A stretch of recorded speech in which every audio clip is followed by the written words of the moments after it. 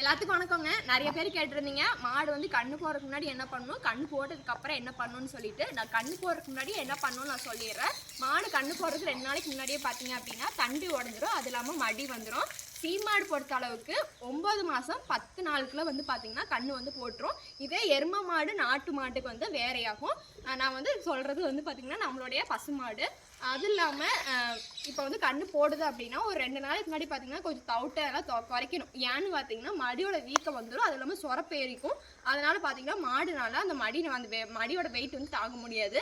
இப்போ கண்ணு போட்டதுக்கப்புறம் பார்த்தீங்கன்னா 2 மணி நேரத்துலேருந்து 3 மணி நேரத்துக்குள்ளே வந்து நம்ம பால் வந்து கறந்துடணும். அதாவது நம்ம கண்ணுக்குட்டினால எந்திரிக்க முடியல, சத்து பத்தலை அப்படின்னா நம்ம பால் கறந்து நம்ம வந்து பார்த்திங்கன்னா எப்பவும் போல் இப்போ வந்து பார்த்திங்கன்னா குட்டிக்கெலாம் பால் காட்டுவோம் இல்லையா, அது மாதிரி பால் பாட்டில் வந்து பால் காட்டிடணும். அதனால் எந்திரிக்க முடியல அப்படின்னு சொல்லும்போது நம்ம விடக்கூடாது, இல்லைன்னா கால்சியம் சத்து வந்து கம்மியாயிடும். அது இல்லாமல் இது மாதிரி லாங் வீடியோஸ் உங்களுக்கு வேணும், இன்னும் டீட்டெயில்டாக வேணும் அப்படின்னா கீழே வந்து லாங் வீடியோன்னு கமெண்ட் பண்ணுங்கள். நான் வந்து உங்களுக்கு இந்த வீக்குள்ளே போஸ்ட் பண்ணுறேன். மறக்காம நம்ம சேனல் சப்ஸ்கிரைப் பண்ணிக்கோங்க. பாய், அடுத்த வீடியோ சந்திக்கிறேன்.